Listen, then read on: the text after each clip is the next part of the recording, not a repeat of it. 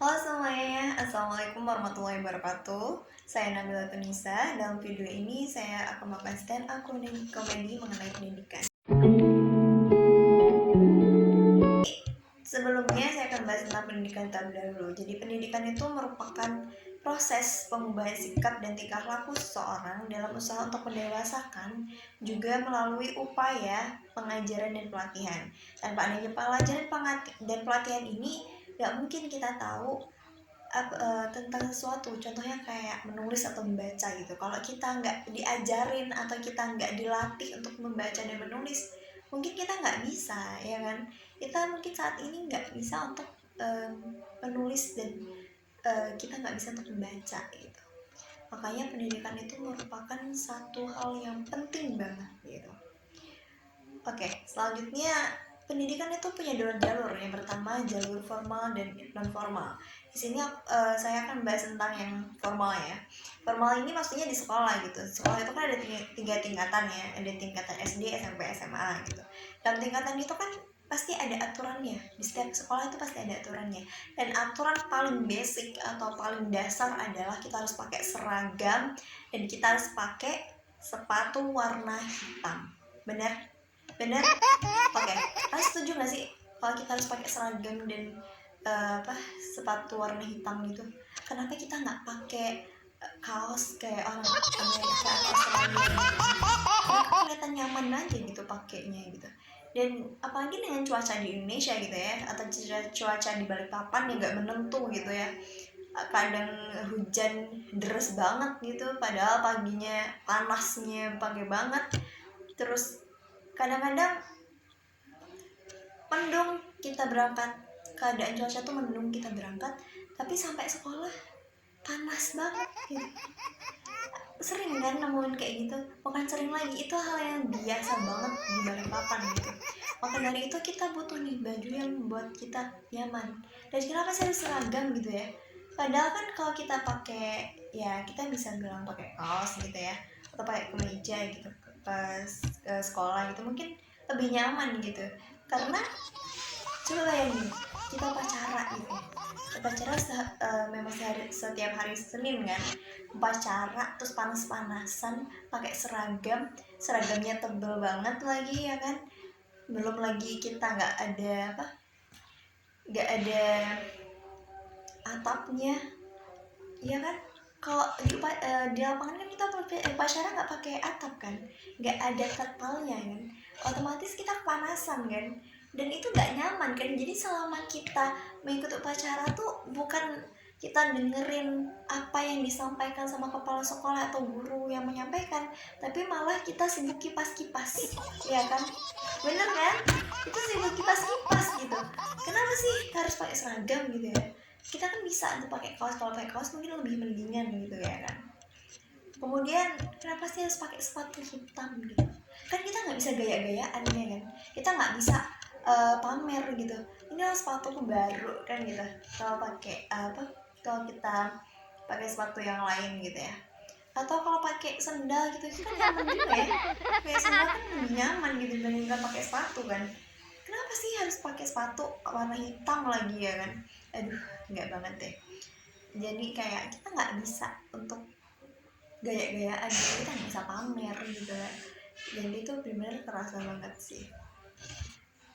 Oke, selanjutnya ternyata dalam Permendikbud nomor 45 tahun 2014 nih tentang pakaian seragam sekolah, ternyata tuh ada alasannya, ada latar belakangnya gitu. Kenapa kita nggak boleh pakai selain seragam ke sekolah, dan kenapa kita nggak boleh pakai warna sepatu selain hitam, meskipun beberapa sekolah sebenarnya memperbolehkan gitu ya. Karena yang pertama itu untuk menanamkan dan menumbuhkan rasa nasionalisme, kebersamaan, serta memperkuat persaudaraan sehingga dapat menumbuhkan semangat kesatuan dan persatuan di kalangan peserta didik. Jadi kita tuh disuruh untuk menanamkan dan menumbuhkan rasa kebersamaan, satu sama lain, ya sama-sama pakai seragam, sama-sama pakai sepatu hitam gitu, jadi kayak sama-sama lah gitu. Kemudian yang kedua, untuk meningkatkan rasa kesetaraan tanpa memandang kesenjangan sosial ekonomi orang tua atau wali peserta didik gitu ya. Jadi kita kayak nggak nggak ada bedanya gitu. Jadi antara kita yang berada dengan kita atau kita yang kurang berada atau kurang beruntung dalam hal ekonomi itu nggak kelihatan bedanya gitu. Tapi itu nggak 100% di lapangan terlihat seperti itu. Kenapa? Sekarang sepatu merek Adidas atau Nike yang mahal-mahal itu banyak yang warna hitam, ya nggak? Jadi kadang kalau kita kita ngeliat kayak oh nggak boleh pakai ini, nggak boleh pakai itu, sebenarnya kan tetap ada aja ya sepatu dengan merek mahal yang kita itu tetap kalau melihat itu teman kita pakai itu tuh kayak aduh kok dia pakai sepatu mahal ya, oh dia sepatunya bagus banget gitu.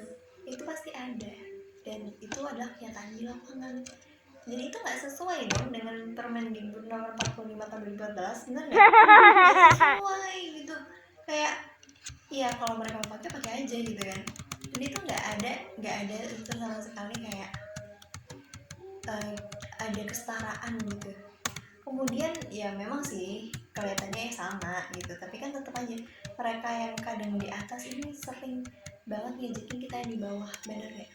Kayak mereka tuh sering kayak bajumu kayak gini, bajumu lusuh, atau mohon maaf ya kayak sepatumu kok jelek banget gitu ya, sepatumu kok gambarin merek gitu.